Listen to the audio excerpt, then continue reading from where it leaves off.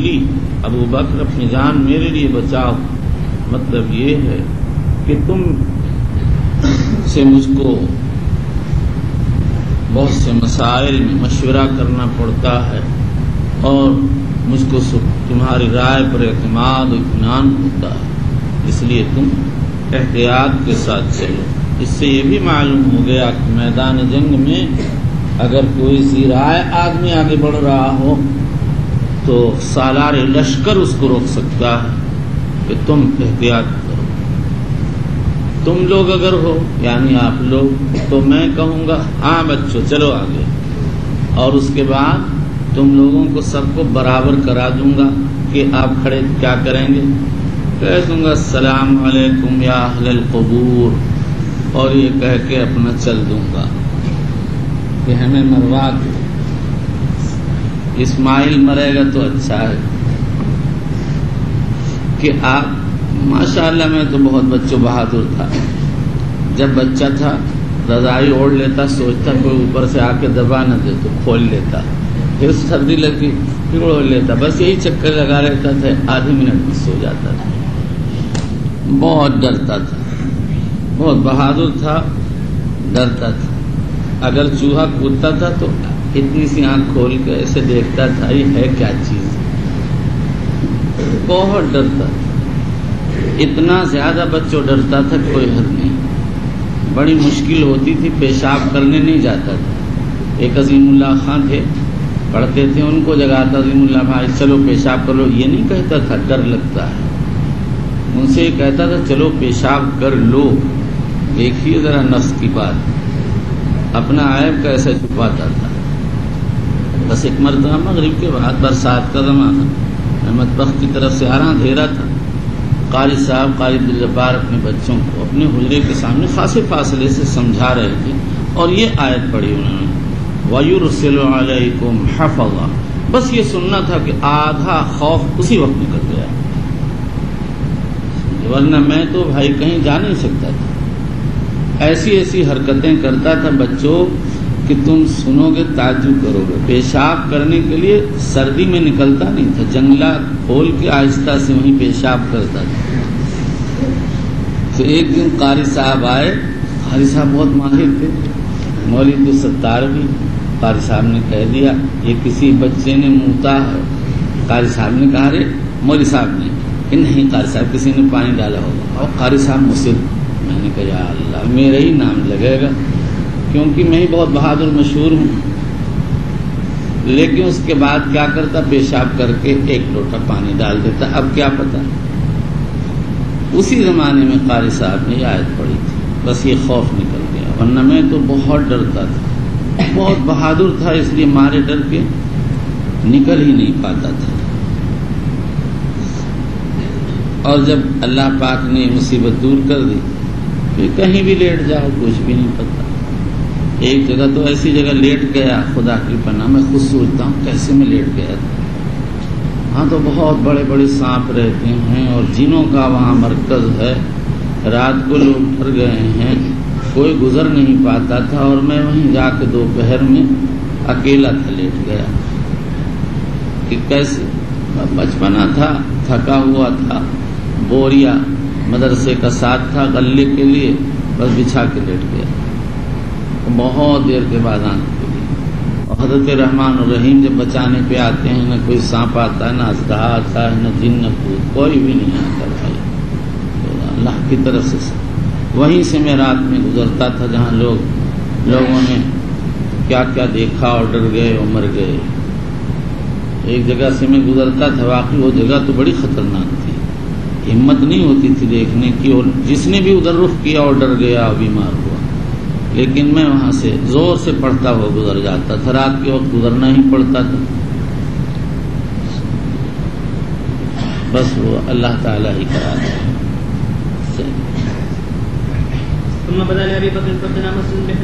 ثم بدا کا معطوف علیہ آئندہ ابواب ہجرت میں آئے گا، جہاں یہی حدیث مکمل 3 صفحات میں اسی سند سے آ رہی ہے۔ چلیے، فناء الدار بکسر الفاء، گھر کے سامنے کی زمین، چلیے. فكان يصلي فيه ويقرأ القرآن فيقف عليه نساء المشركين وأبناؤهم يعجبون منه وينظرون إليه وكان أبو بكر حضرت صدیق اکبر رضی اللہ عنہ کے قرآن پڑھنے اور رونے اور بلبلانے سے کفار کو تعجب ہوتا، دیکھتے کہ کیا کر رہے ہیں. چلیے.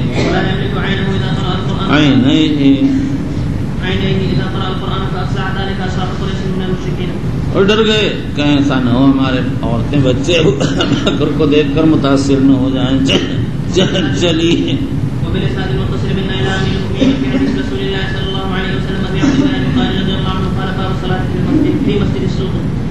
مسجد السوق میں نماز پڑھنے کا بیان. امام بخاری رضی اللہ عنہ نے یہ ترجمہ اس لیے منعقد فرمایا، حدیث پاک میں وارد ہوا ہے اب احب البلاد الی اللہ مساجدها وابغض البلاد الی اللہ اسواقها. رواہ مسلم.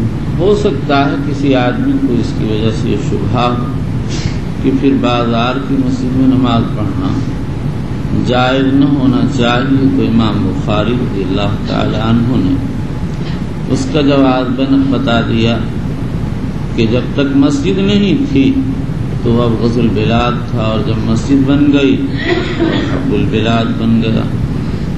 اب اس کے بعد آگے یہ اختلاف ہے کہ ہم مسجد سے مراد کیا ہے. بعض حضرات کہتے ہیں اس سے مسجد لغوی نماز ادا کرنے کی جگہ مراد ہے.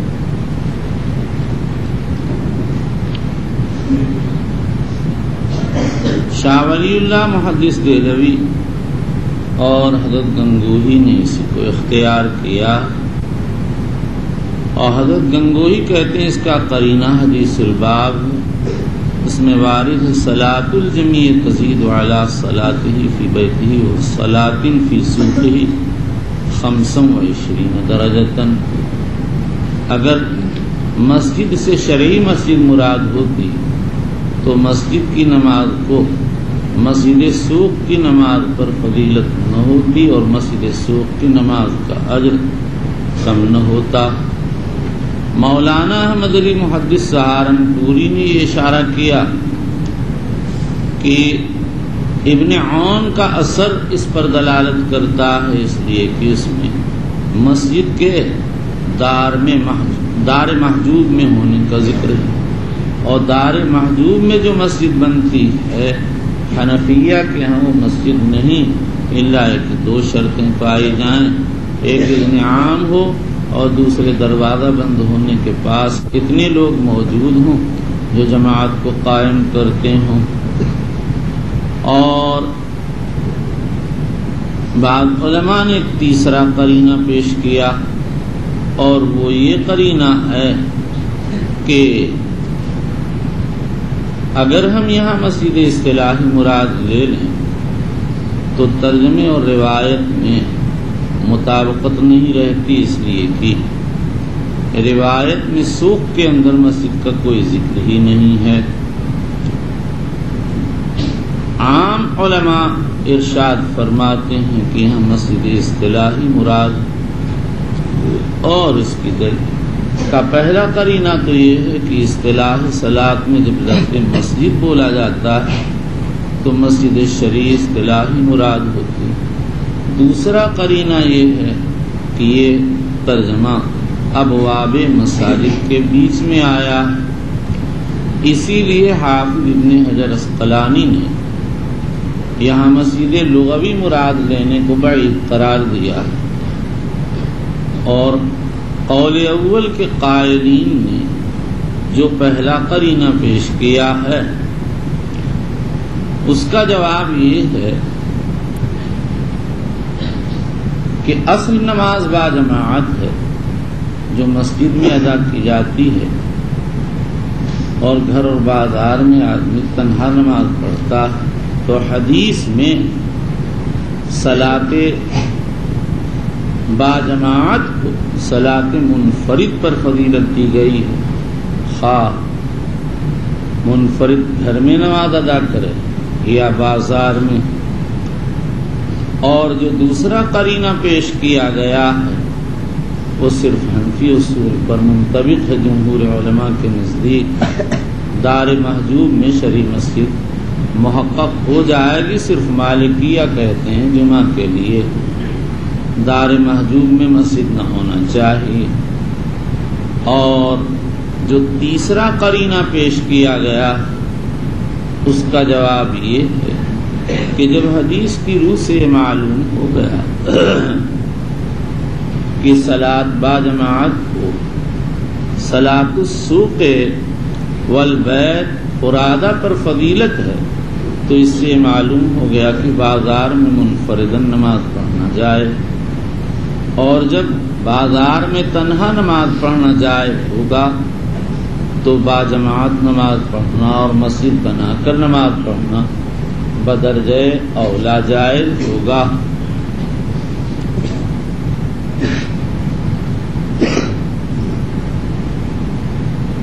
چلیے یہ باب جو ہم نے بیان کیا ہے ہم کو لکھ کر دو۔ ارے پاگل تو لکھتا نہیں، چلیے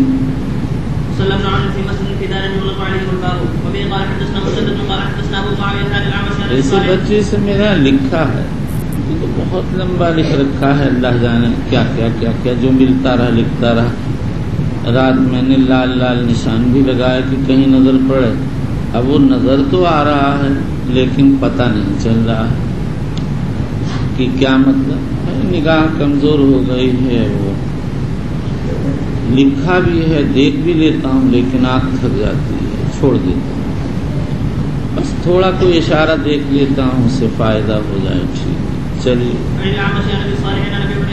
اسی لیے بچوں میں مشورہ دیتا ہوں بات پوری لکھو، ورنہ بعد میں سب بیکار ہو جاتا ہے، سب بالکل بیکار، جو کچھ لکھا تھا کوئی کسی کام کا نہیں، کہیں اتنا ایک حرف لکھا تھا اور ذہن میں تھا کہ پوری بات یاد ہے، پھر آہستہ آہستہ بھول گئی۔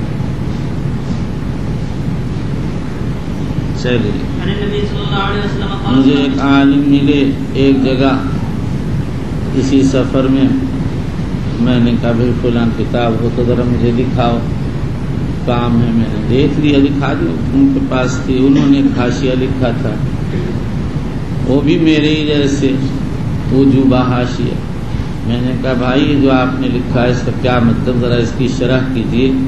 کہنے لگے فیہ کلام کثیر، میں نے کہا کلام کثیر کو تو دو جھاڑو، تم تو مجھے یسیر سنا دو، اس میں سے کیا نہیں بتا سکے، ہوتا کیا ہے اب تو بات یاد ہوتی ہے، آدمی اشارے میں لکھ دیتا ہے کلام کثیر، تو کچھ دن کے بعد بھول جاتا ہے کہ وہ کلام کیا ہے۔ اس لیے بچوں بات پوری نقل کرو، اور مدرسے کتاب پر نہیں، اپنا کاغذ رکھو اس پہ لکھو، آج نہیں تو کل وہ تمہیں لکھا ہوا کام دے گا، اس کو لکھنا چاہیے۔ چلیے، ملیشیا کے ایک صاحب آئے، کسی نے بتا دیا ہوگا میرے پاس کہ میں کئی سال ہوا ہمارے یہاں درس حدیث شروع ہونے والا ہے، کیا مشورہ؟ میں نے کہا بھائی پہلا مشورہ تو یہ ہے کہ فتح الباری دیکھنے کا اہتمام کرنا ہے، اور دوسرا مسئلہ یہ ہے کہ ایک ہی کتاب پہ اہتمام نہ کرو بلکہ ہر کتاب دیکھنے کی کوشش کرو، اور تیسرا مشورہ یہ ہے جب خلاصے میں کوئی بات سمجھ میں آ جائے تو اپنے پوری بات محنت کر کے نوٹ کر لو، ورنہ یہی بات بعد میں ذہن سے نکل جاتی، بھول بھال جاتی ہے، آدمی سوچتا رہتا ہے کہ میں نے کیا بیان کیا۔ جیسے ان حضرت سے میں نے اس دن کہا تھا بھائی باب ملم توضع من لام شاط و صحیح میں پوری نقل کر دینا، اس میں کوئی جملہ بیچ میں آ گیا تھا اللہ کی توفیق سے، مجھے تو وہ چاہیے تھا، یہ شکل کل نے لکھ کے دیا ہے، وہ تھوڑا یاد رہے گا، بھول بھال جائے گا۔ چلیے، قال صلاة الجميع تزيد على صلاته في بيته وصلاة في سوقه 25 درجة، فإن أحدكم إذا توضأ فأحسن الوضوء وأتى المسجد لا يريد إلا الصلاة لم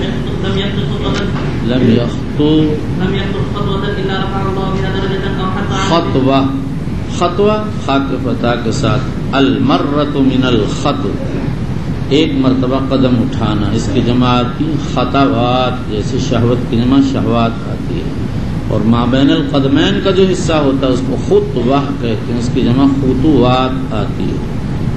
چلیے،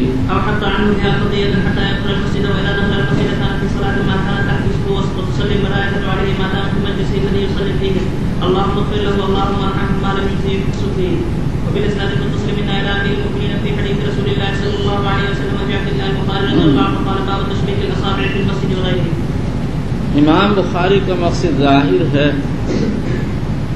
تشبیہ قینچی کرنا، انگلیوں کو انگلیوں میں داخل کرنا.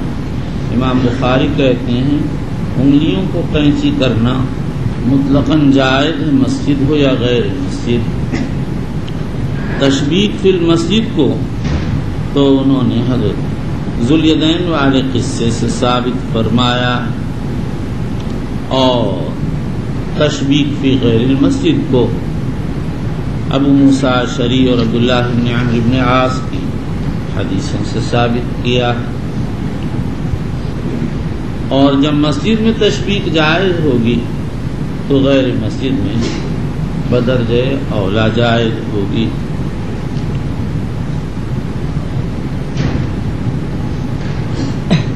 جمہور علماء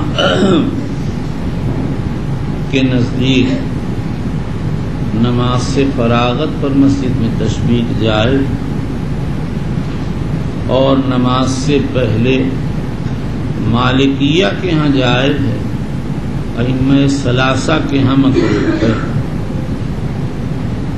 جواز کے قائلین باب کی روایات سے استدلال کرتے ہیں، اور مانعین حضرت کعب بن عجرہ کی روایت کو دلیل میں پیش کرتے ہیں. قال النبی صلی اللہ علیہ وسلم اذا توضأ احدکم فاحسن وضوءه فخرج الى الصلاة فلا يشبكن بين اصابعه فانه في صلاة ما كانت الصلاة تحبسه. رواه ابن ابی شیبہ وابو داود وغیرہم.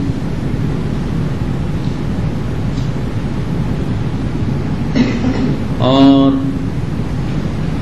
خاص نماز کی حالت میں تشبیہ ابن عمر اور سالم سے کے نزدیک جائز، جمہور علماء منع کرتے ہیں.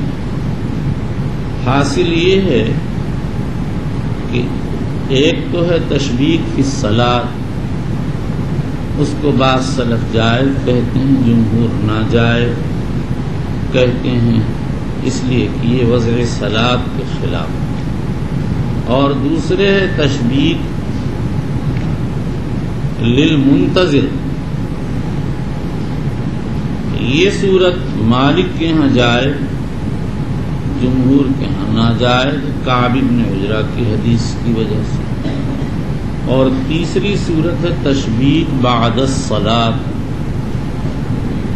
یہ سب کے نزدیک جائز ہے، اس لیے کہ یہاں کوئی مانع موجود نہیں. امام بخاری علی الاطلاق جواز کے قائل، ان کے باب کی انہوں نے اس باب میں جو روایتیں پیش کی ہیں وہ مطلق جواز ہی کو چاہتی ہیں، اور جن روایتوں میں کراہت وارد ہوئی ہے وہ مختلف فی ہیں وصلاً و ارسالاً، اس لیے بخاری ان کے قائل نہیں. لیکن جمہور علماء اس طرح کی روایات سے استدلال کرتے ہیں، اس لیے وہ حضرات یہ کہتے ہیں کہ جہاں بھی حضور صلی اللہ علیہ وسلم سے تشبیہ منقول ہے اس کا تعلق ماشی الی الصلاۃ اور منتظر صلاۃ کے غیر سے ہے، لہذا روایتوں میں کوئی تنافی اور تعارض نہیں ہے. اور وجہ منع یہ ہے کہ تشبیہ تجربے کی حدود میں جالب نوم ہے.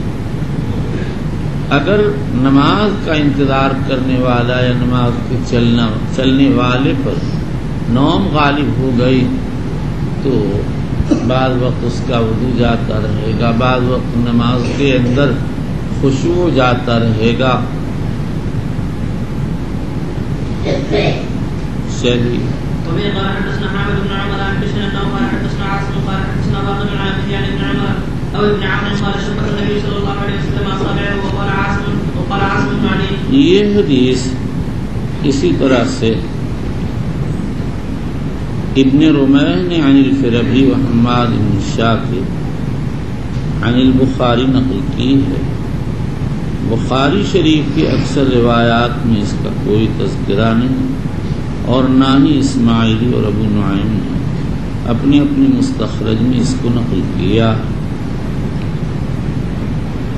وقال عاصم ابن علی حدثنا عاصم، یہ تعلیق ہے، ابراہیم حربی نے اس کو غریب الحدیث میں روایت کیا ہے۔ قال سمعت هذا الحديث من ابي، عاصم نے محمد ابن زید ابن عبداللہ ابن عمر کہتے ہیں میں نے حدیث اپنے والد محمد ابن زید ابن عبداللہ ابن عمر سے سنی، لیکن پوری طرح اس کو ضبط نہیں کر سکا۔ فقومه لي واقد عن ابي، میرے بھائی واقد ابن محمد نے اس کو میرے لیے سیدھا کر دیا، یعنی مجھ کو جہاں گڑبڑ ہو گئی تھی اس کو صحیح کر دیا۔ قال سمعت ابی وهو يقول قال عبد الله بن عمرو قال رسول الله صلى الله عليه وسلم يا عبد الله بن عمرو كيف بك إذا بقيت في حصالة من الناس بهذا، ابن عمرو تمہارا کیا حال ہوگا جب تم ردی لوگوں میں رہ جاؤ گے۔ حصالہ بضم الحاء، رزالة الناس وشرارهم، الحصالة الردی من كل شيء، بهذا اے بما تقدم من المتن، اے شبک النبی صلی اللہ علیہ وسلم السابع۔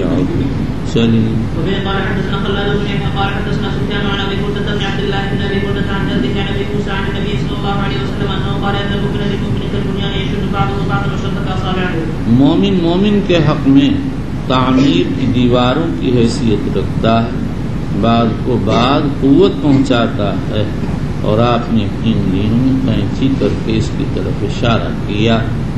جب انگلیوں میں قینچی کر لی جاتی ہیں تو ایک کا دوسرے سے ربط ہو جاتا ہے اور ایک دوسرے کو پکڑ لیتی ہے۔ ایسے ہی دیواریں ہوتی ہیں، ایک دیوار دوسری دیوار کو سہارا دیتی ہے، اگر ایک گر جائے تو پھر دوسری بے سہارا رہ جاتی ہے۔ مطلب حدیث کا یہ ہے کہ اہل ایمان کی شان یہ کہ وہ اہل ایمان کا تعاون کریں، ان کو سہارا دیں۔ چلیے وبه قال حدثنا اسحاق قال حدثنا ابن شميل قال اخبرنا ابن عون عن ابن سيرين عن ابي هريره رضي الله تعالى عنه قال صلى بنا رسول الله صلى الله عليه وسلم احدى صلاتي العشي، قال ابن سيرين قد سماها ابو هريره ولكن نسيت انا قال صلى بنا ركعتين۔ فرماتے ہیں صلی بنا رسول اللہ صلی اللہ علیہ وسلم احدى صلاتي العشي، نبی اکرم صلی اللہ علیہ وسلم نے ہم کو شام کی دو نمازوں میں سے ایک نماز پڑھائی۔ بعض روایات اتنا ہی ہے۔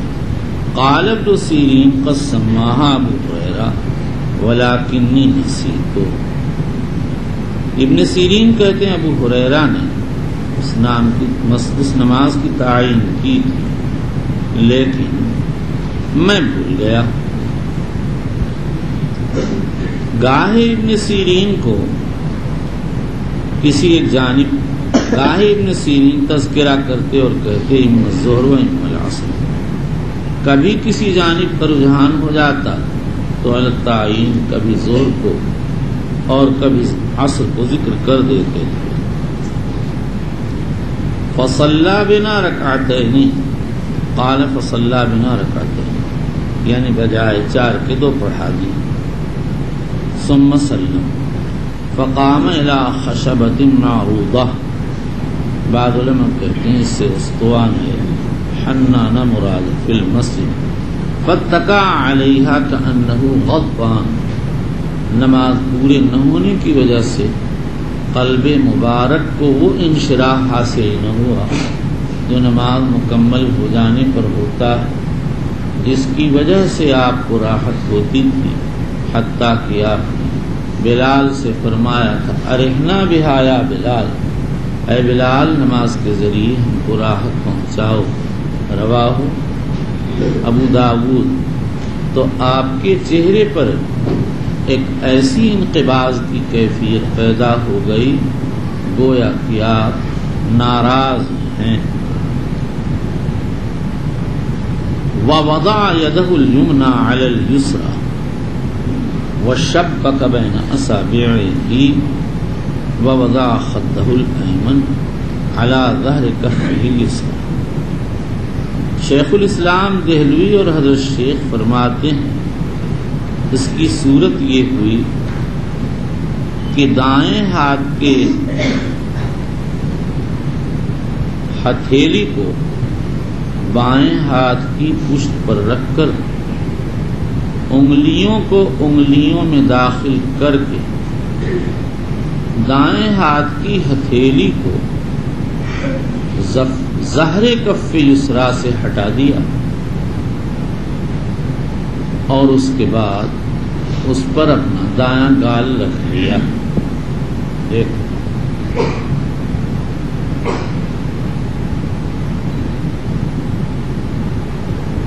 لیکن اس طرح کرنے میں بہت تکلف کرنا پڑتا ہے، اس لیے میرے نزدیک راجح یہ ہے کہ اس کی صورت یہ ہوئی کہ حضور اکرم صلی اللہ تعالی علیہ وسلم دائیں ہاتھ کے بطن کو بائیں ہاتھ کے بطن پر رکھ کر انگلیوں میں قینچی کر لی اور پھر دائیں ہاتھ کو نیچے کر لیا اور کف یسرا کے ظہر پر دائیں گال کو رکھ لیا۔ اس کی صورت یہ بالکل آسان اور خالی از تکلف سے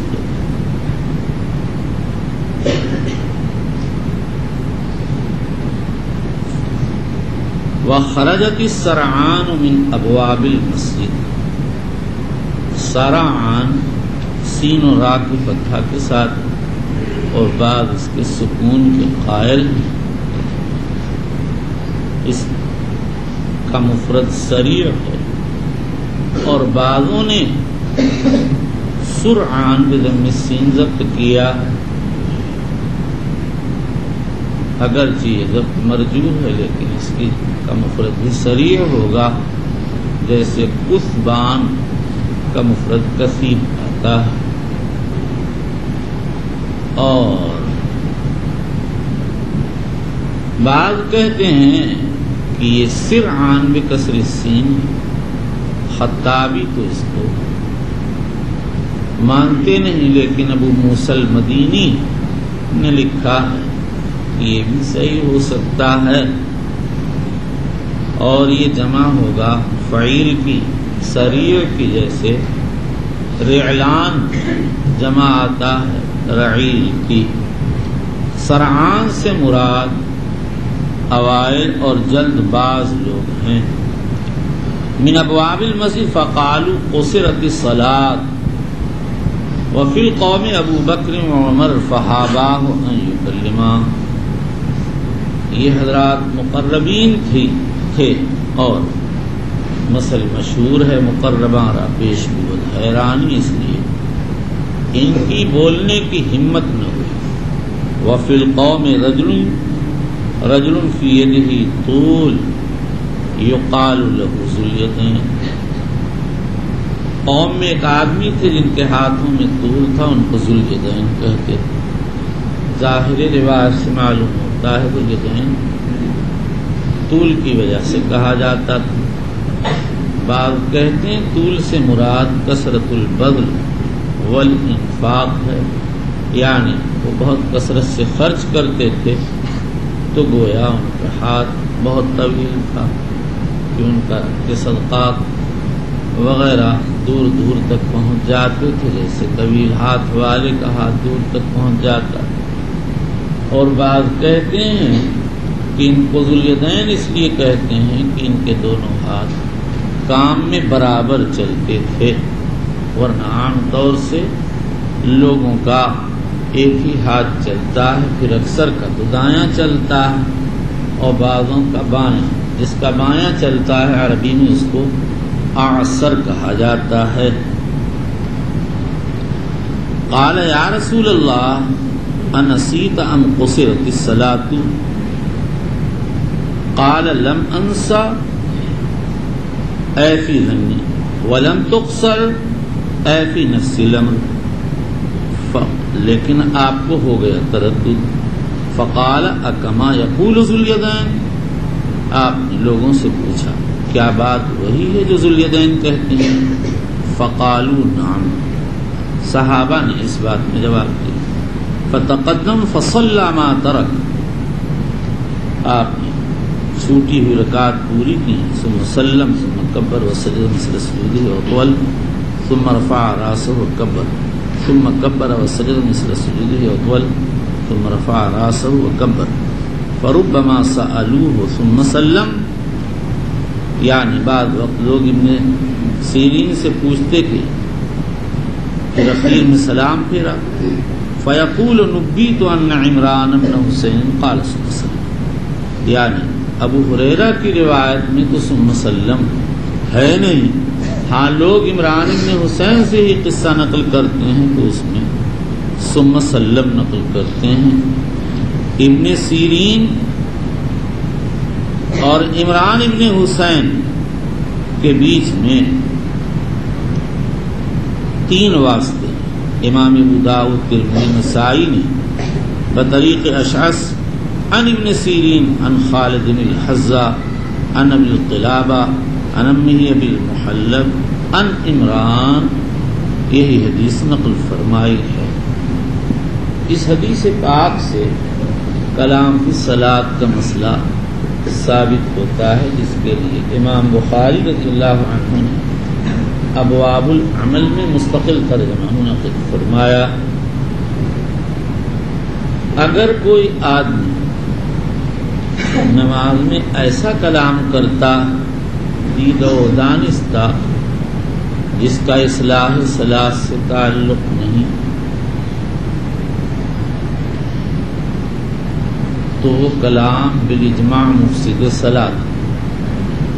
اس کے بعد پھر امام مالک اور ان کے اصحاب کہتے ہیں کلام قلیل لاصلاح الصلاۃ عامداً جائز. شافعیہ فرماتے ہیں کلام قلیل ساہیاً و جاہلاً معفواً. حنابلہ کے مختلف اقوال ہیں، بعض امام شافعی کے مطابق، بعض امام ابو حنیفہ کے. ان کا کہ متاخرین نے اسی قول کو اختیار کیا جو امام ابو حنیفہ رحمۃ اللہ علیہ کے موافق، یعنی نماز میں ہر نوع کا کلام ممنوع ہے، عامدن ہو یا ناسین، عالمن ہو یا جاہلن، قلیل ہو یا کثیر، لاصلاح الصلاۃ ہو یا لغیر ذالک. اگر کوئی بھی کلام پایا جائے گا تو نماز باطل ہو جائے گی. جو لوگ مسلک اول کے قائل وہ ذو الیدین کی روایت پیش کرتے ہیں، یہاں حضور صلی اللہ علیہ وسلم اور عمران نے کلام کیا، یہ کلام قلیل تھا اصلاح صلاۃ کے لیے. مسلک ثانی والے کہتے ہیں کہ حضور صلی اللہ علیہ وسلم تو ناسی تھے اور ذو الیدین مسئلے سے ناواقف تھے، اور ناسی و جاہل کا ایک حکم ہے، اس لیے کلام ناسی اگر قلیل ہو تو مؤثر نہیں. اس پر یہ اشکال ہے کہ صحابہ بھی تو بولے تھے. اس کا جواب یہ ہے کہ وہ لوگ بھی جاہل. اور دوسرا جواب یہ دیا گیا کہ زبان سے بولنے کے بجائے اشاروں میں بولے تھے ابو داؤد میں وارد ہوا ہے فَأَوْمَأُوا، لیکن امام ابو داؤد و دارقطنی کہتے ہیں فَأَوْمَأُوا کا لفظ نقل کرنے میں حماد بن زید منفرد ہے، یعنی یہ لفظ شاذ ہے، وہم ہے۔ جو حضرات یہ کہتے ہیں کہ کسی نوع کا کلام بھی جائز نہیں ہے، انہوں نے حضرت عبداللہ ابن مسعود کی حدیث کنا نسلم علی النبی صلی اللہ علیہ وسلم وهو فی الصلاة فیرد علینا فلما رجعنا من عند النجاشی سلمنا علیہ فلم يرد علینا وقال ان فی الصلاة شغولا، رواہ البخاری مسلم۔ اور زید بن ارقم کی حدیث سے ان کننا لنتکلم فی الصلاة علی عہد النبی صلی اللہ علیہ وسلم یکلم احدنا صاحبہ بحاجتہ حتی نظرت حافظوا علی الصلوات والصلاة الوسطی وقوموا للہ قانتین فامرنا بالسکوت، رواہ البخاری ورواہ مسلم۔ وذاک انہوں نے عن الکلام سے استدلال کیا۔ اسی طرح معاویہ ابن حکم سلمی کی حدیث میں ان صلاتنا هذه لا يصلح فيها شيء من كلام الناس، رواہ مسلم ورواہ ابو داؤد بلفظ لا يحل فيها شيء من كلام الناس۔ اس سے صاف معلوم ہوتا ہے کہ نماز میں کلام کی کوئی گنجائش نہیں ہے۔ امام شافعی رحمۃ اللہ علیہ فرماتے ہیں کہ ابن مسعود کی حدیث کا تعلق ما قبل الہجرت سے ہے۔ ہوا یہ کہ صحابہ کفار مکہ کی اظہار ثانی کی وجہ سے حبشہ ہجرت کر گئے، پھر ان کو یہ اطلاع ملی کہ کفار اپنی آزار دہی سے باز آ گئے، تو لوگ لوٹ کر آئے، مگر یہاں معاملہ بالکل برعکس تھا۔ کفار نے اظہار ثانی میں شدت کر دی تھی، یہ لوگ مکے میں داخل نہیں ہوئے اور پہلے ہی واپس ہو گئے، اور ان کے ساتھ ایک بہت بڑی جماعت واپس ہو گئی۔ تو یہ حضرات فرماتے ہیں کہ جب یہ لوگ حبشہ سے واپس آئے تھے اس وقت یہ قصہ پیش آیا تھا۔ اس پر یہ اشکال ہے کہ لوگ تو مکے میں داخل ہی نہیں ہوئے، باہر سے باہر ہی واپس ہو گئے تھے، بلکہ یہ واقعہ مدینے کا ہے۔ مسند احمد میں وارد ہے فتعجل عبد اللہ حتی شہد بدرن، مستدرک میں بھی یہ حدیث وارد ہوئی ہے۔ اسی لیے ابن قیم، ابن الترکمانی اور حافظ ابن حجر عسقلانی اس کو مدینے کا قصہ مانتے ہیں۔ زید ابن ارقم کی حدیث کے بارے میں ابن عبد البر فرماتے ہیں کہ کہیں یہ تصریح تو ہے نہیں کہ یہ کب کا واقعہ ہے، لیکن نظر اس بات کی شہادت دیتی ہے کہ یہ واقعہ مکہ مکرمہ کا ہے۔ اس پر یہ اشکال ہے کہ ناسخ للکلام فی الصلاۃ آیت کریم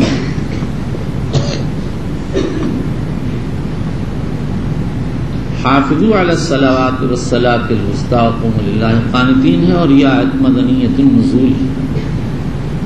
تو مکے کی آیت کیسے ہو سکتی، مکے کا یہ حکم کیسے ہو سکتا ہے؟ نیز دوسری روایات سے بھی معلوم ہوتا ہے کہ مکے کا حکم ہو ہی نہیں سکتا۔ امام ابو داؤد نے حضرت معاذ بن جبل کی طویل حدیث نقل کی ہے، اس میں ہے احیلت الصلاۃ ثلاثۃ احوال، اس میں پہلا حال یہ ذکر کیا گیا کہ اگر صحابہ مسبوق ہوتے تو آ کر کسی سے پوچھ لیتے کتنی رکعت ہوئی ہیں، اور اس کے بعد جب وہ بتا دیتا تو اپنی رکعت پوری کر کے نماز میں شریک ہو جاتے۔ ایک مرتبہ معاذ بن جبل آئے، انہوں نے آتے ہی نماز میں شرکت کی اور باقی مادہ رکعات بعد میں پوری کی۔ حضور صلی اللہ علیہ وسلم نے فرمایا سن لکم معاذ سنتن فخذوا بها۔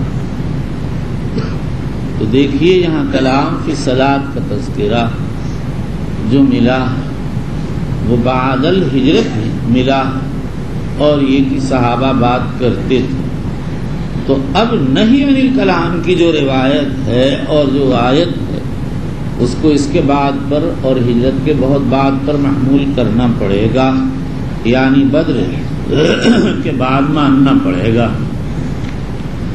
امام طحاوی رحمۃ اللہ علیہ نے ابن عمر رضی اللہ تعالی عنہ سے نقل کیا ہے کان قصۃ ذی الیدین قبل الحجرت، کان قصۃ ذی الیدین قبل بدر ثم احکمت الامور، رواہ الطحاوی۔ لیکن اس کی سند میں عمری ہے جو متکلم فیہ راوی ہے۔ اس کا جواب یہ دیا گیا کہ عمری اس روایت کو نافع سے نقل کرتا ہے، اور نافع سے نقل کرنے میں وہ قوی سمجھا گیا ہے امام ترمذی نے۔ اس کی بعد روایات کو حسن کہا۔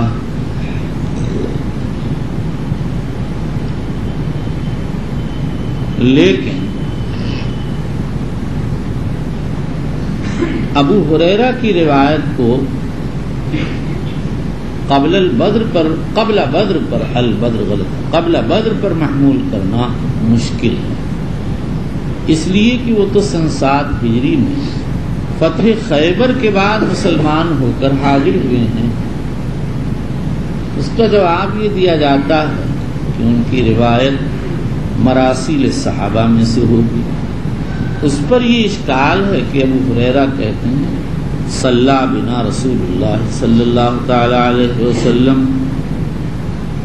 اس کا جواب یہ دیا گیا کہ اس کے معنی ہے صلی بالمسلمین، اور ابو ہریرہ اس طرح کا مجاز اختیار کرتے تھے، کہتے ہیں جیسا کہ کتاب المغازی میں آئے گا افتتحنا خیبر، حالانکہ یہ تو فتح خیبر کے اختتام پر آئے ہیں، اور دیگر صحابہ سے بھی اس طرح کا استعمال منقول ہے۔ طاؤس کہتے ہیں قدم علینا معاذ بن جبل، حالانکہ جس وقت معاذ یمن گئے تو طاؤس شاید پیدا بھی نہیں ہوئے۔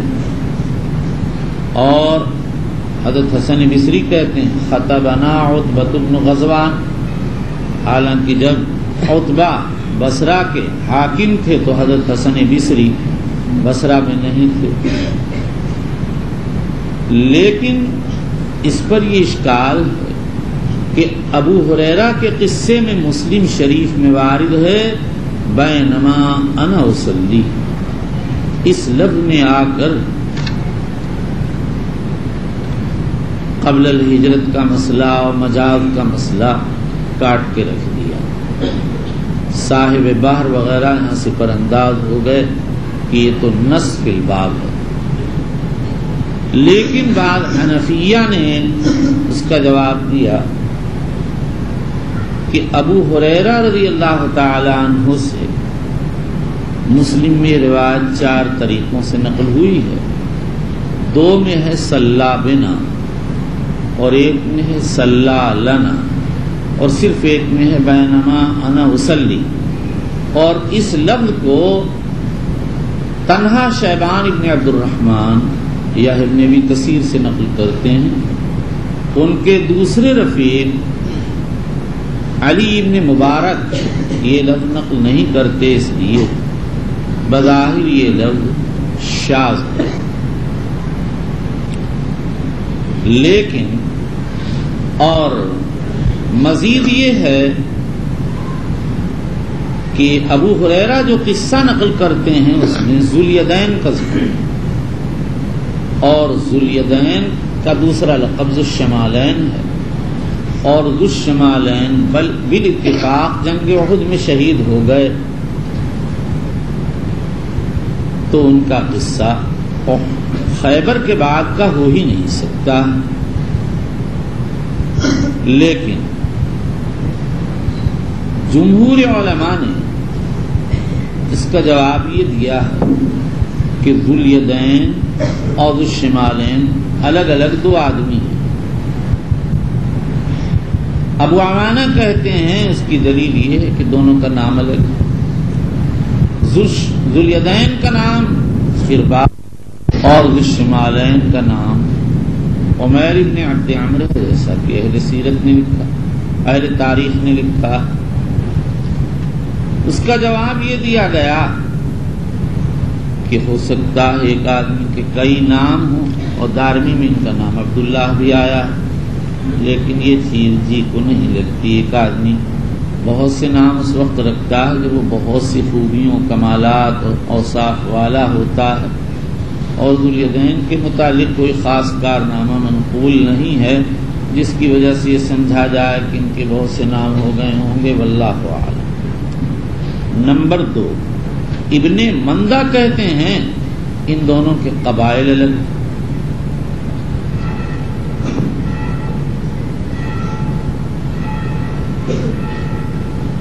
ذوالیدین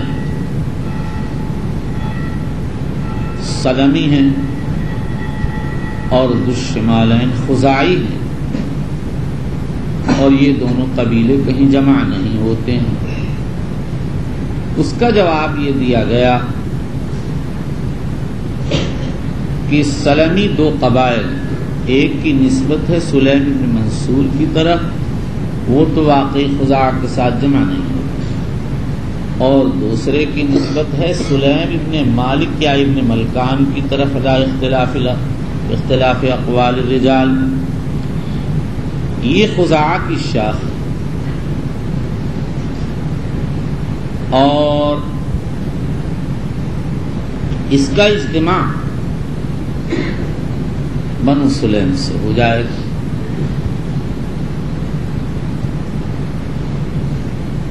نمبر 3، بعض علماء فرماتے ہیں کہ ذوالشمالین تو بہرحال جنگ احد میں شہید ہو گئے، اور ذوالیدین بعد میں باقی رہیں، اور اس کی 2 دلیلیں۔ ایک دلیل تو ابو ہریرہ کا قول بینما انا اصلی، لیکن یہ دلیل کمزور ہے، اس کی کمزوری بیان ہو چکی۔ اور دوسری دلیل یہ ہے کہ عبداللہ ابن احمد نے زوائد مسند میں ایک روایت نقل کی ہے شعیس ابن مطیر سے، وہ اپنے والد مطیر سے نقل کرتے ہیں، انہوں نے کہا کیف حدثتک یا بنی، قال حدثتنی یا ابت انہ لقیک ذوالیدین بذی خشب، اور اس کے بعد پھر وہی حدیث ذکر فرمائی۔ اس سے معلوم ہے یہ بہت بعد میں زندہ رہے ہیں۔ اس کا جواب یہ ہے شعیس مطیر دونوں مجہول الحال ہیں، اور ان کے نیچے کا جو راوی ہے وہ واہی الحدیث ہے۔ لیکن ان ساری بحثوں کے بعد جب ہم خالی ذہن ہو کر ذوالیدین کا قصہ پڑھتے ہیں تو یہی سمجھ میں آتا ہے کہ یہ قصہ بہت بعد کا ہے، اور ساہین کلام فی الصلاۃ کی گنجائش معلوم ہوتی ہے۔ والغیب عند اللہ،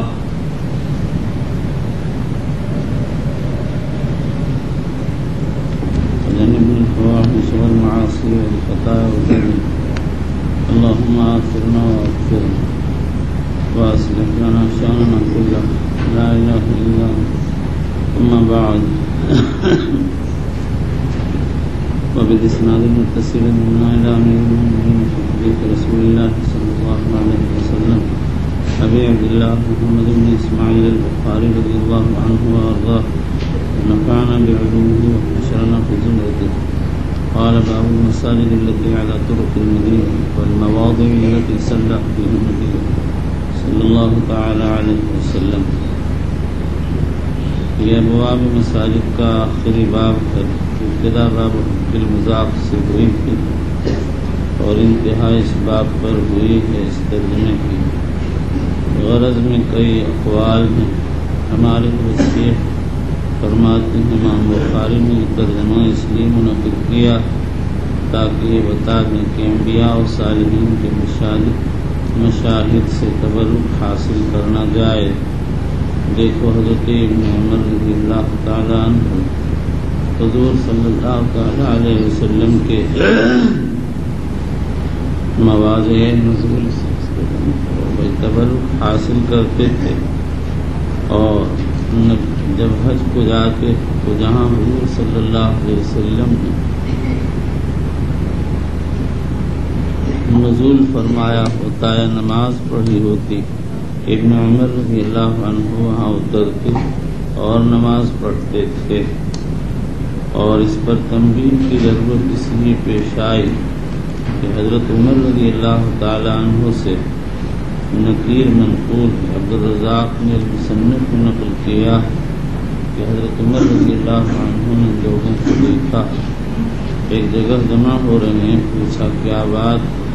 کہا گیا ھذا موضع صلی فیہ النبی صلی اللہ علیہ وسلم۔ حضرت عمر نے فرمایا من عرض له صلاة فلیصلی وإلا فلیمض، انما اہلک اہل الکتاب انہم اتخذوا آثار انبیائہم کنائس و بیعا او کما قال۔ تو امام بخاری نے بتا دیا کہ حضرت عمر رضی اللہ عنہ نے تبرک پر نقید نہیں کی ہے، بلکہ کسی غیر لازم چیز کے التزام پر نقید فرمائی ہے۔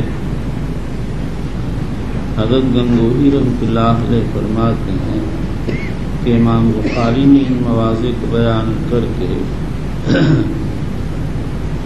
یہ قصد کیا ہے کہ ان مواضع سے تبرک حاصل کیا جائے، وہاں دعا کی جائے۔ میں کہتا ہوں امام بخاری رضی اللہ تعالیٰ عنہ نے اس باب پر ابواب مساجد کا خاتمہ کیا اور ایک تاریخی چیز لوگوں کے سامنے پیش کر دی کہ حضور صلی اللہ تعالیٰ علیہ وسلم نے حج میں جاتے ہوئے کہاں کہاں نماز پڑھی اور کہاں کہاں منزل کی تھی،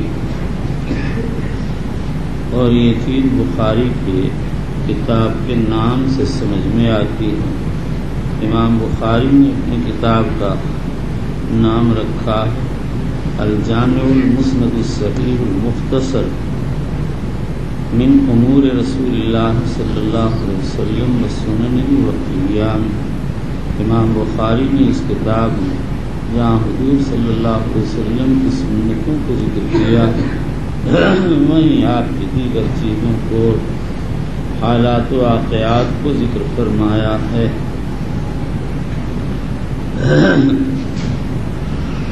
جہاں حضور صلی اللہ علیہ وسلم نے نمازیں ادا کی اور جن زمانوں میں نمازیں ادا کی ہیں ان کی دو قسمیں، بعض تو وہ ازمنہ ممکنہ جن کے متعلق حدیث میں ترغیب وارد ہوئی ہے، جیسے مسجد حرام یا مسجد نبی میں نماز پڑھنا، یا یوم عرفہ میں یا یوم عاشورہ میں روزہ رکھنا۔ ان چیزوں میں حضور صلی اللہ علیہ وسلم کا اتباع مطلوب و مقصود ہے، لیکن آدمی اسی وقت متبع لائے گا جب اسی قصد و ارادے سے وہ عمل اسی طرح کرے جس طرح حضور صلی اللہ علیہ وسلم سے قولاً یا فعلاً منقول۔ اگر نیت بدل گئی تو صورتاً متابعت ہوگی، حقیقتاً یہی حال حدود تعزیرات، آپ نے جو حدود قائم کی تعزیرات کی، اگر اس میں حد قائم کرنے والا، تعزیر کرنے والا وہی نیت کرے گا جو حضور کی نیت تھی تو یہ شخص متبع ہے اور نہیں۔ اور جو امور حضور صلی اللہ علیہ وسلم سے عادت کے طور پر یا اتفاقی طور پر ظاہر ہو گئے ان میں حضور کا اتباع بالاتفاق معمور نہیں، لیکن اگر کوئی آدمی ان کا اتباع کرتا ہے تو اس صورت میں ابن عمر رضی اللہ تعالیٰ عنہ اور امام احمد وغیرہ گنجائش دیتے ہیں، اور بعض علماء اتفاقیات میں گنجائش نہیں دیتے اور کہتے ہیں یہ وہ امور نہیں ہیں جس میں اللہ و رسول کی طرف سے اتباع کا حکم وارد ہوا۔ مثلا آپ راستہ چل رہے تھے، سواری راستے کے دائیں طرف چل پڑی یا بائیں طرف چل پڑی، یا کہیں اتفاقاً آپ اتر گئے، یا آپ نے وضو کیا، کچھ پانی بچ رہا کسی درخت کی جڑ میں ڈال دیا، یہ سب چیزیں اتفاقیات سے تعلق رکھتی ہیں، امور قصدیہ نہیں۔ امام ابن تیمیہ کی رائے یہ ہے کہ امام احمد دوسری روایت میں اس کو پسند نہیں سمجھتے کرتے، اور یہی انہوں نے امام مالک وغیرہ اکثر حضرات سے نقل کیا ہے۔ صحابہ کی عام سیرت دیکھنے سے یہی معلوم ہوتا ہے کہ وہ حضور کا اتفاقیات میں اقتدا نہیں کرتے تھے، نہ امور عادیہ میں اقتدا کرتے تھے۔ جو چیزیں سنت کے طور پر آپ سے ثابت ہیں اسی میں کرتے تھے، لیکن اگر کوئی ابن عمر کے اتباع میں حضور کا ان امور عادیہ اور اتفاقیہ میں اقتدا کرے اور احتیاط محفوظ رکھے، غلو نہ ہونے پائے، کسی کے حوالے میں پڑھنے کا اندیشہ نہ ہو، تو اس کی گنجائش ہے۔ چلیے بسم الله الرحمن الرحيم وبالاسناد المتصل من الى امير المؤمنين في حديث رسول الله صلى الله عليه وسلم ابي عبد الله البخاري رضي الله تعالى عنه قال حدثنا محمد بن ابي بكر المقدمي قال حدثنا فضيل بن سليمان قال حدثنا موسى بن عقبة قال رأيت سالم بن عبد الله يتحرى أماكن من الطريق فيصلي فيه ويحدث أن أباه كان يصلي فيه وأنه رأى النبي صلى الله عليه وسلم يصلي في تلك الأمكنة قال وحدثني نافع عن ابن عمر أنه كان يصلي في تلك الأمكنة وسألت سالما فلا أعلمه إلا وافق نافعا في الأمكنة كلها إلا أنه اختلفا في مسجد في مسجد بشرف الروحاء۔ یعنی حضور صلی اللہ علیہ وسلم نے جب حج کا سفر کیا اور راستے میں جہاں کہیں آپ نے نماز پڑھی تو ان سارے ہی امکنہ میں سالم اور نافع کا اتفاق ہے، صرف شرف روحا کی مسجد کے بارے میں اختلاف ہے۔ چلیے وبه قال حدثنا ابراهيم بن المنذر الحزامي قال حدثنا انس بن عياض قال حدثنا موسى بن عقبة عن نافع عن عبد الله بن عمر رضي الله تعالى عنهما اخبره ان رسول الله صلى الله عليه وسلم كان ينزل بذي الحليفة حين يعتمر وفي حجته من حج تحت السمرة في موضع المسجد الذي بذي الحليفة وكان إذا رجع من غزوة وكان في تلك الطريق أو حج أو عمرة حبط بطن واد فإذا ظهر من بطن واد ناخ بالبطحاء التي على شفير الواد الشرقية فعرس ثم حتى يصبح ليس عند المسجد الذي بحجارة ولا على اللكمة التي عليها المسجد كان ثم خليل يصلي عبد الله عنده في بطنه كتب كان رسول الله صلى الله عليه وسلم ثم يصلي فدعا فيه السيد بالبطحاء حتى دفن ذلك المكان الذي كان عبد الله يصلي فيه۔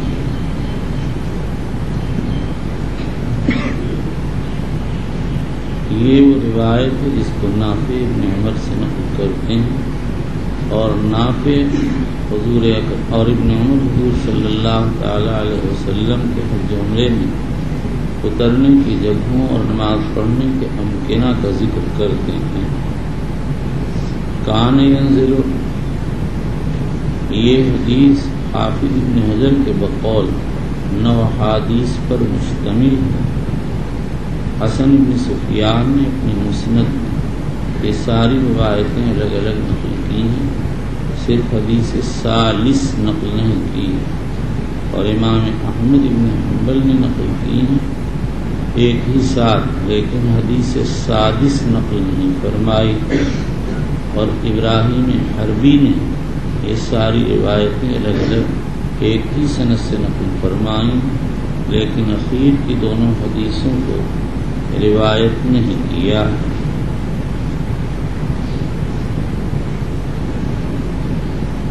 کان ينزل بذی الحلیفہ حین یعتمر وفی حجتہ حین حج. جب حضور صلی اللہ علیہ وسلم عمرے کے لیے جاتے یا جس زمانے میں آپ نے حج کیا تو ایک کیکر کے درخت کے نیچے اترتے تھے. فی موضع المسجد بذی الحلیفہ، وہ درخت اس مسجد کی جگہ پر میں واقع تھا جو ذی الحلیفہ میں بنا دی گئی ہے. اسی لیے اس مسجد کا نام مسجد الشجرہ پڑ گیا.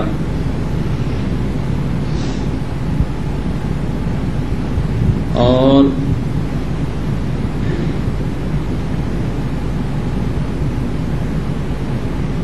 جب آپ کسی جہاد سے واپس ہوتے اور اس راستے میں ہوتے یا حج عمرے سے واپس ہوئے، حبت بطن وادی، بطن وادی میں اتر جاتے تھے.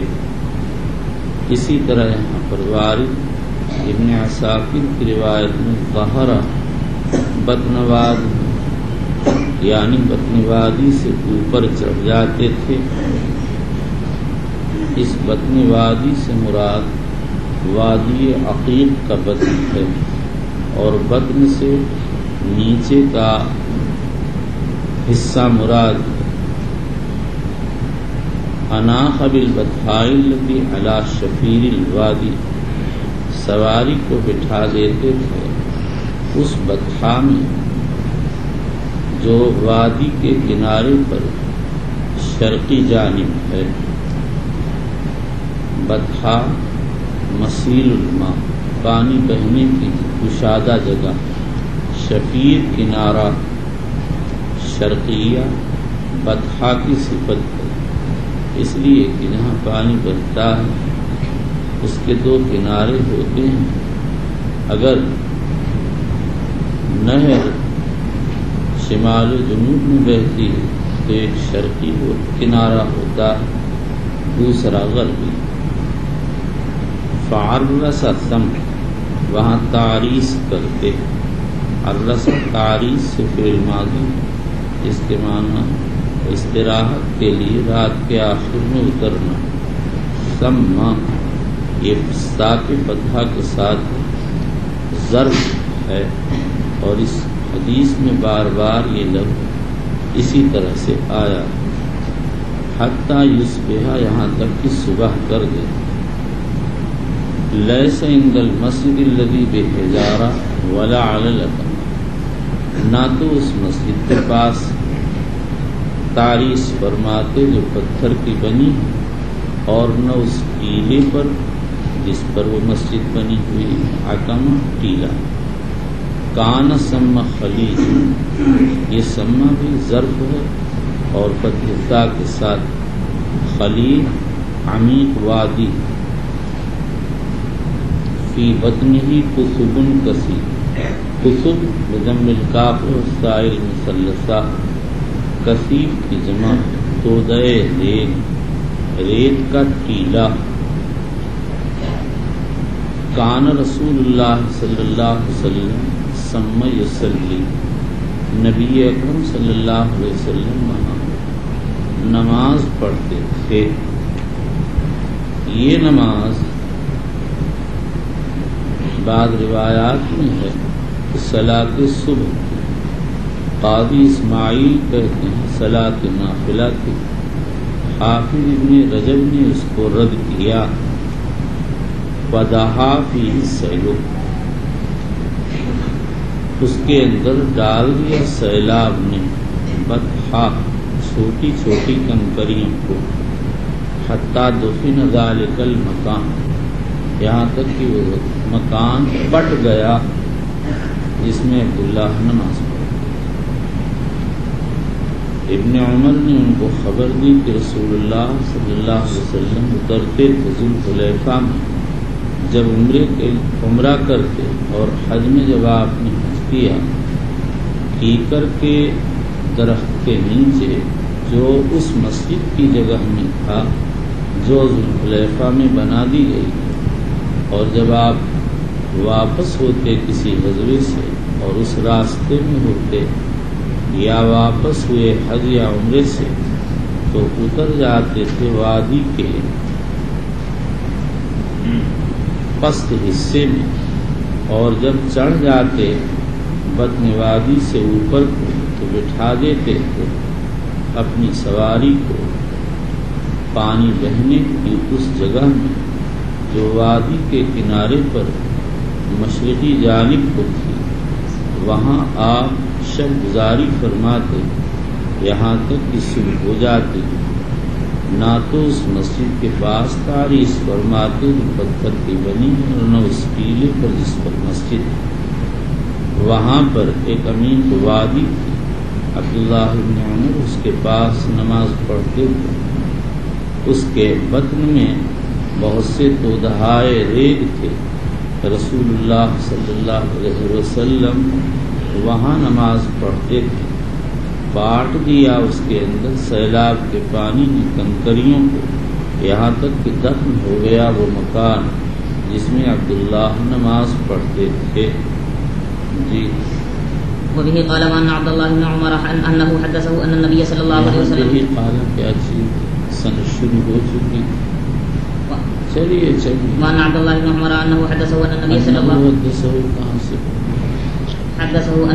الله عليه وسلم صلى حيث المسجد الصغير الذي دون المسجد الذي بشرف الروحاء حيث المسجد الصغير الذي جري مسجد الصغير الذي دون المسجد الذي بشرف الروحاء وقد كان عبد الله يعلم المكان الذي كان صلى فيه النبي يعلم المكان الذي كان صلى فيه النبي صلى الله عليه وسلم يقول ثم عن يمينك حين تقوم في المسجد تصلي وذلك المسجد على حافة طريق اليمنى وأنت ذاهب إلى مكة بينه وبين المسجد الأكبر رمية بحجر أو نحو ذلك وأن ابن عمر رضي الله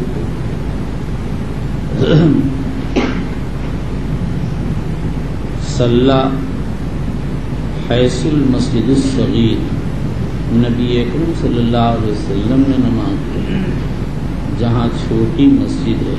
اے حیث المسجد الصغیر موجود دون المسجد الذی بشرف الروحا، دون قریب کے معنی ہے، شرف الروحا شرف بلندی، روحا ایک بستی کا نام ہے۔ چونکہ ریگستانی اور پہاڑی علاقہ ہے اس لیے کہیں بستی ہے کہیں بلندی، تو روحا بستی جہاں پر واقع ہے اس کا ایک جانب بلند ہے، وہاں پر مسجد بنی ہوئی تھی۔ وَكَانَ عَبْدُ اللَّهِ يُعْلِمُ الْمَكَانَ الَّذِي كَانَ صَلَّى فِيهِ النَّبِيُّ صلی اللہ علیہ وسلم۔ عبداللہ بن عمر علامت بتاتے تھے، تعین کرتے تھے اس مکان کی جس میں نبی اکرم صلی اللہ علیہ وسلم نے نماز ادا فرمائی تھی۔ یعلم ایک فعل مضارع اعلام سے، اور اس کے اصل علم معنی اعلام کے بتانا، اور اگر علامت سے ہو تو اس کے معنی یہ ہوں گے کہ اس کی علامات بتاتے تھے، مقرر کر معین کرتے تھے۔ الذی صلی فیہ النبی صلی اللہ علیہ وسلم، جس میں نبی کریم صلی اللہ علیہ وسلم نے نماز ادا فرمائی۔ یقول سمع یمینک حین تقوم من المسجد تصلی، فرماتے تھے وہاں پر وہ جگہ تمہارے دائیں طرف جب کہ تم کھڑے ہو جاؤ مسجد صغیر میں نماز پڑھنے کے لیے، یعنی اگر تم مسجد صغیر میں نماز کے لیے کھڑے ہوگے تو نبی اکرم صلی اللہ علیہ وسلم کے نماز پڑھنے کی جگہ تمہارے دائیں طرف ہوگی۔ یہ عبارت کان عبداللہ یعلم المکان الذی صلی فیہ النبی صلی اللہ علیہ وسلم یقول سمع یمینی حین تقوم فی المسجد تصلی، اسی طرح سے یہاں واقع ہوئی۔ حافظ ابن حجر اسقلانی کہتے ہیں، قاضی عیاض کہتے ہیں کہ یہ اصل لفظ ہے کان عبداللہ یعلم المکان الذی صلی فیہ رسول اللہ صلی اللہ علیہ وسلم بعواسج یکون عن یمینہ. حافظ ابن حجر کہتے ہیں اگر روایت سے اس کی تائید ہو جائے تو ٹھیک. میں کہتا ہوں قاضی عیاض نے یہ بات اپنی طرف سے نقل نہیں کہی بلکہ اپنی ان بعض شیوخ سے نقل کی ہے جو فن روایت میں مہارت اور اعتماد کا مقام رکھتے تھے، اور انہوں نے بھی اپنی طرف سے نہیں کہا بلکہ یہ کہا ہے کہ بعض احادیث میں اسی طرح سے وارد ہوا ہے. اور میں کہتا ہوں کہ اسی طرح سے وارد ہوا. علامہ نور الدین السمبودی رحمۃ اللہ علیہ یحییٰ ابن حسن مورخ مدینہ کے حوالے سے روایت کے الفاظ صلی فیہ رسول اللہ صلی اللہ علیہ وسلم بعواسج یکون عن یمینہ کا نقل فرمایا. اس کے بعد مجھ کو مدتوں کے بعد حافظ ابراہیم حربی کی ایک کتاب اماکن طرق حج کے سلسلے میں ملی تو اس میں بعین ہی یہی عبارت ملی، اور انہوں نے یہ روایت بطریق ابی زمرہ موسیٰ بن عقبان نافع بن عمر نقل کی. اور یہ ابو زمرہ وہی ہیں جن کو بخاری کی روایت میں انس بن ایاز کے نام سے یاد کیا گیا. یہ بڑی اہمیت کی چیز ہے. بعض علماء کے سامنے یہ بات آئی مدینہ طیبہ میں تو میں نے جب یہ بات ذکر کی تو کہنے لگے ہذہ فائدۃ یرحل الیہا، یہ ایک علمی فائدہ ہے جس کے لیے مستقل سفر کیا جا سکتا.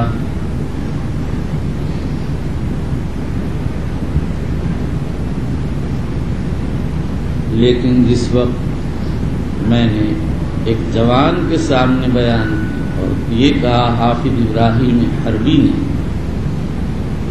کہ یہ روایت انہی الفاظ سے نقل کی، فوراً بولا کہ مناسک میں مجھے تعجب بھی ہوا اور اس کے ذہنی تیقظ سے خوشی بھی ہوئی کہ اس کا دماغ کتنا تیز ہے. صرف یہ لفظ سنا اور فوراً بول پڑا کہ اس کو پتہ کیسے چلا. وہ ہر کتاب کو دیکھتا ہی رہتا ہے. ابراہیم حربی کی مطبوعہ و مخطوطہ کتابوں کا واقف ہے، اس کو تو ایسے ہی بولنا چاہیے. اور بالکل جوان لڑکا ہے، 24 یا 25 سال کا. بعض جگہ وہ کبھی کوئی بات کرتا تو میں کہتا کہ بھائی مجھے نقل کر کے دے دے، میں اپنے یہاں لکھ لوں گا، اس سے فائدہ اٹھاؤں گا. کبھی تو لکھ کے دے دیتا تھا، کبھی خواہ صاحب بھی کرتا تھا، نہیں لکھتا تھا. میں نے اس کو فون کیا کہ بھائی وہ لکھ کر کے بھیج دو، 2-4 جگہ جو تم نے لکھ رکھا ہے، فلاں جگہ صح ہے، فلاں جگہ سختہ ہے، تاکہ مجھے فائدہ ہو. مجھ کو خوشی ہوتی ہے اس طرح کی باتوں سے. 5 منٹ کی بات میں 250 روپے میرے لگ گئے. تو اس نے یہ وہاں سے جو کہا وہ تو پوری بات ذہن میں نہیں، شاید یہ کہا کہ میں دیکھ رہا ہوں اسے، یعنی حوالے کے ساتھ لکھ دوں تاکہ آپ کو کوئی فائدہ بھی ہو. یوں خام خواہ کہہ دینے سے کیا حاصل. کہا بھائی اگر تو ویسے ہی بھی لکھ دے گا تب بھی کافی ہوگا. بے تک نہیں بولتا ہے، تک سے بولتا ہے. اور ہمارے جو بچے پڑھتے ہیں وہ پاخانے کا حکم ہے کم وقت کہ کیا ہے، کچھ نہیں ہے اور کیا ہے، ان کو کچھ آتا جاتا ہے. اگر اس جیسے 4 بچے پڑھیں تو تم جیسے 4000 سے اچھے ہیں. تمہارے لیے تو بچوں اور میدان ہے کہ بالکل کیا شک ہے. کون سا میدان ہے؟ گوبر گنیش. یہ کیا میدان ہے؟ چاہو گوبر اٹھاؤ، کھیتوں میں ڈالو، کھیتی کرو، کھاد بناؤ، اور کیا. تم اس قابل نہیں. تمہارے ماں باپ پڑھاتے ہیں روپے پیسے کے. ایک بنگالی طالب علم نے اپنا راز کھول دیا کہ مدرسے میں پڑھتا تھا، چل نہیں سکا، تو اس کے بابا نے کہا بابا مسا پڑھو، یعنی مدرسے میں جا کر پڑھو. میں نے کہا تجھے کیا آئے گا جب تو اتنا بدنیت ہے کہ اللہ کے لیے نہیں پڑھتا ہے، ناکامی کی وجہ سے عربی پڑھ رہا. اور جب میں نے عربی پڑھنی شروع کی تو میں سلطان پور جا رہا تھا اپنے استاد سے ملنے. ایک سکھ مل گیا، 1-2 باتیں کی تو بہت متاثر ہوا، کہنے لگا آپ سرکاری اسکول میں پڑھیں. میں نے کہا میں اتنی بڑی حیثیت کا مالک نہیں ہوں. اس نے کہا سب ہو جائے گا، میں سب کرا دوں گا. میں نے کہا میں اپنا دین پڑھ رہا ہوں اس لیے میں نہیں جاؤں. بس چپ ہو گیا. اور تم چمار اگر ہوتے تم کہتے بڑی مہربانی ہوگی، بڑی عنایت. یہ بہاری سب ایک طرف سے کہتے کہ آپ بہاری. ہاں بھائی بچوں، میں ویسے نہیں کہتا ہوں، کوئی تم میں مستثنا بھی ہوگا. ایسا بھی نہیں ہے کہ سب ایک ہی لاٹھی سے آنکے جائیں، لیکن اکثریت ایسے ہیں. یہ بیٹھے ہیں کشتی والی ٹوپی والے، اگر یہ ہوتے یہی صاحب یہ کیا سامنے ہیں ادھر منہ کر رہے ہیں، یہ تو اس سکھ کا جوتا بھی اٹھا لیتے کہ بڑی عنایت ہے، آپ میرے محسن ہیں، لائیے آپ کا جوتا اٹھا لوں، چاٹ لوں. کہ اور آپ تو یہاں تو بالکل بچوں کوئی آدمی ہمت نہیں کرتا تھا کہ بات کرے مجھ سے. حالانکہ میں تو پھٹے پرانے کپڑے والا ہوتا تھا، پھٹے پرانے کپڑے پہنے ہوتا تھا، مگر خاموش چپ بیٹھا ہوتا تھا. جلدی کوئی آدمی مجھ سے بول نہیں سکتا. نہ میں دوستی زیادہ کرتا تھا، نہ کچھ. جس سے کرتا تھا تو اس سے بہت گہری دوستی کرتا تھا، سمجھے. اور جس سے نہیں کرتا ہوں اب بھی دوستی. دوستی ہی میں تو تعریف کر دی اس طالب علم کی، ورنہ اور کس کی میں تعریف کرتا ہوں. کہ تبھی تو آپ ہماری تعریف نہیں کرتے، ہم سے دوستی نہیں ہے. ارے کم وقت تو دوستی کی علت نہیں تو میں دوستی کیسے کروں تمہارے اندر؟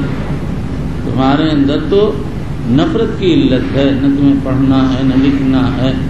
1000 بار سمجھا دو پھر وہیں کے وہیں. تم لوگ سب کے سب اذناب الکلاب ہو. کہ کیا چیز ہو؟ اذناب الکلاب، کتوں کی دم. کہ یہ کیا چیز ہے؟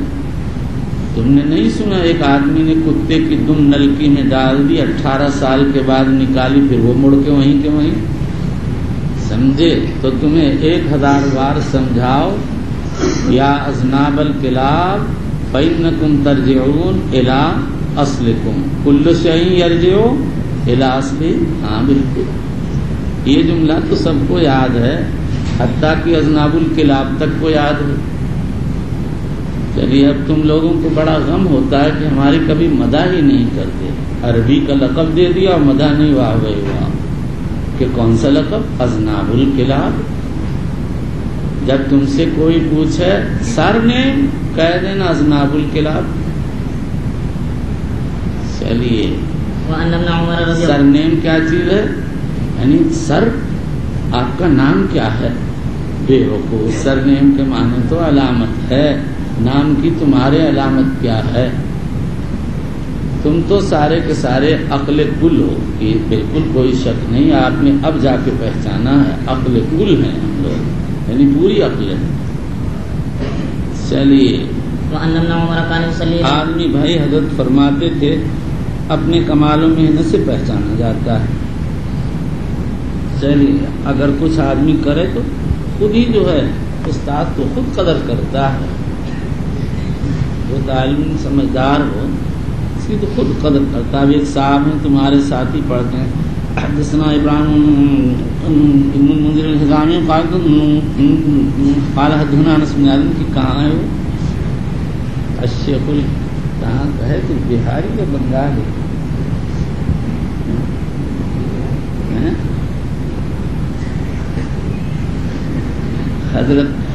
حضرت اپنا نام بھی بتانے میں کافی اعمال و اشغال اختیار فرماتے ہیں، پھر بتاتے ہیں تو بدھو بتاؤ تم کیا تعریف کرو؟ ویسے بچوں اگر کرو گے تو ضائع نہ ہوگی، کچھ نہ کچھ ملے، محنت اپنی مل جاتی ہے۔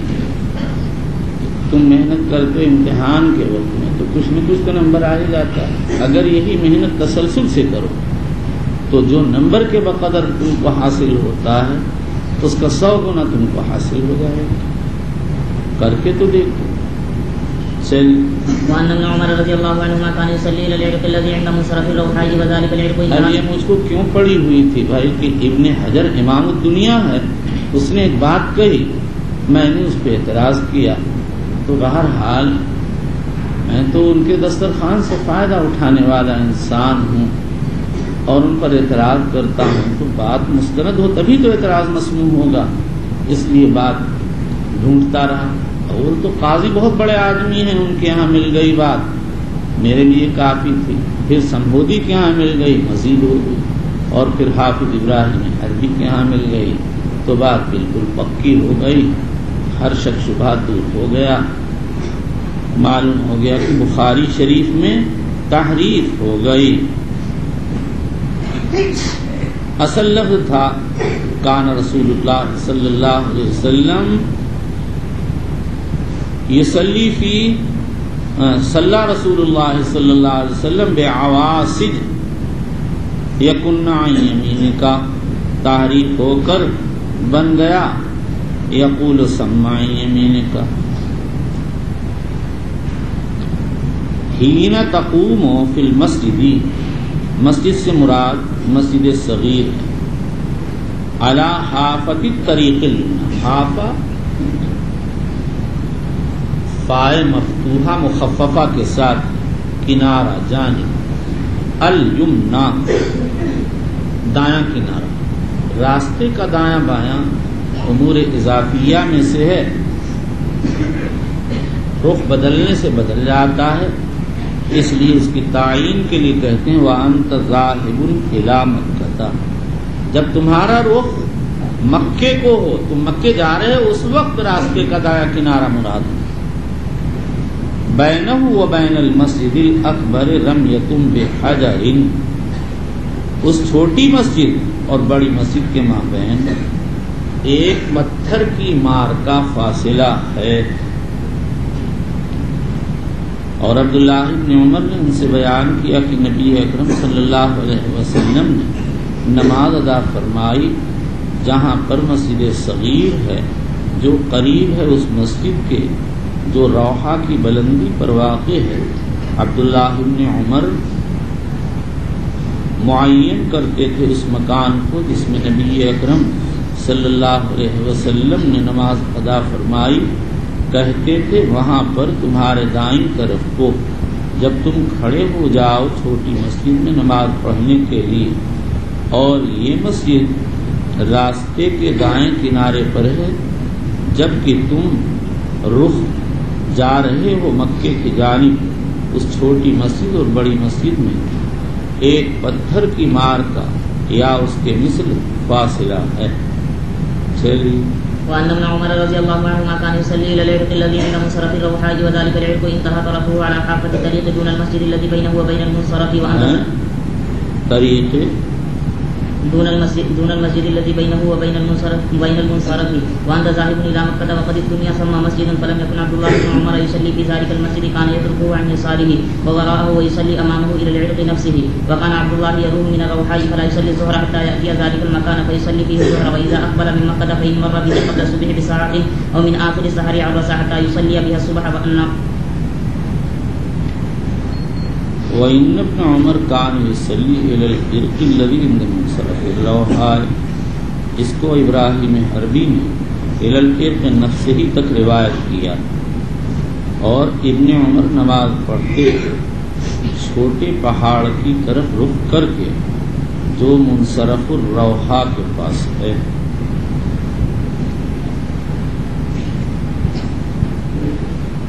منصرف الروحہ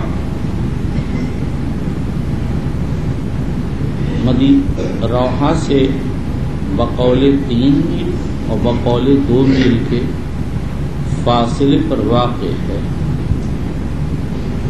اور منصرف ایک پہاڑ کا نام، اس سے آدمی راستے کی طرف مڑتا ہے، چونکہ اس پہاڑ کے پاس سے راستے کی طرف مڑتا ہے اس لیے اس پہاڑ کا نام منصرف پڑ گیا ہے۔ وہاں جو مسجد بنی ہے اس کا نام مسجد المنصرف تھا۔ نور الدین سمہودی کے زمانے میں اس کا نام مسجد الغزالہ پڑ گیا تھا۔ وذالک العرق انتہا طرف، اور اس پہاڑ کا کنارہ ختم ہو گیا راستے کے جانب پر، اس مسجد کے قریب جو اس پہاڑ اور منصرف کے مابین ہے، جبکہ تم مکے کی طرف جا رہے ہو۔ قنی سم مسجد، وہاں ایک مسجد بنا دی گئی تھی، لیکن عبداللہ ابن عمر اس مسجد میں نماز نہیں پڑھتے تھے، اس کو چھوڑ دیتے بائیں اور پیچھے کو، اور نماز پڑھتے تھے پہاڑ کی طرف رخ کر کے۔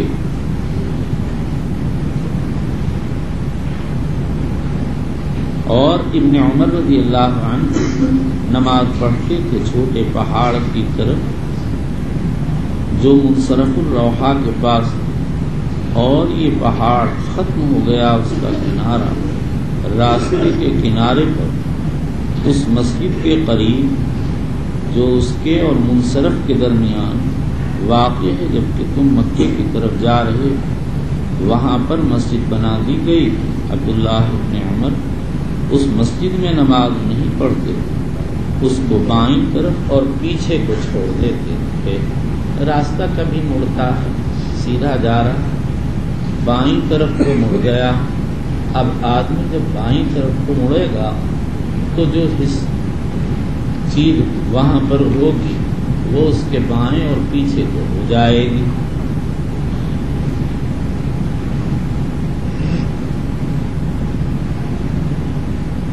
اور نماز پڑھتے تھے اپنے سامنے پہاڑ کی طرف اٹھ کر۔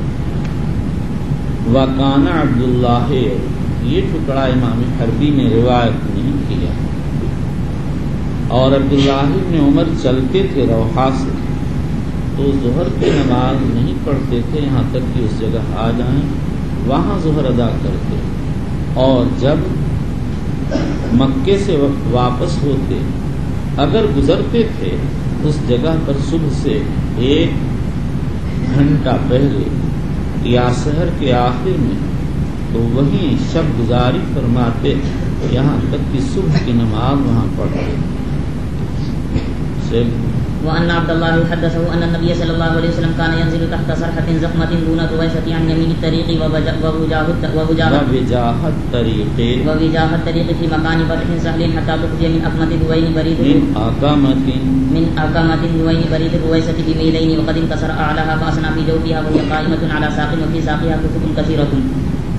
یہ روایت یہ ابو ذر ابراہیم حربی نے تخریج کی، اور عبداللہ نے ان سے بیان کیا کہ نبی اکرم صلی اللہ علیہ وسلم اترتے تھے ایک بڑے درخت کے نیچے، سرحا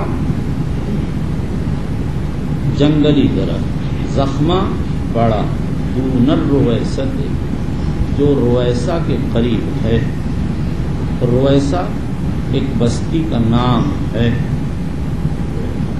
عن یمین طریق و وجاہت طریق، راستے کے دائیں طرف آگے کو، فی مکان بد واسع سہل نر، حتی یفزی من اقامت، یہاں تک کہ نکل جاتے تھے ٹیلے سے، دوین برید الروسط بمیلین، برید روسا سے 2 میل کے فاصلے کے قریب، برید الرویسہ، لفظ برید مشترک طریقے پر کئی معانی میں استعمال ہوتا ہے. یہاں پر ڈاک گھر مراد ہے. حضرت عمر نے اپنے زمانے میں ڈاک کا انتظام کیا، جگہ جگہ ڈاک گھر بنوا دیے، وہاں گھوڑے اور آدمی رکھ دیے. ایک طرف کی ڈاک تازہ دم گھوڑے پر سوار ہو کر ایک شخص دوسری جگہ پہنچاتا اور وہاں یہ گھوڑا چھوڑتا، نیا گھوڑا لے کر اس پر سوار ہو کر اپنی پہلی جگہ آ جاتا اور وہاں کا آدمی ایک تازہ دم گھوڑا لے کر آگے پہنچا دیتا تھا. بعض علماء کہتے ہیں یہاں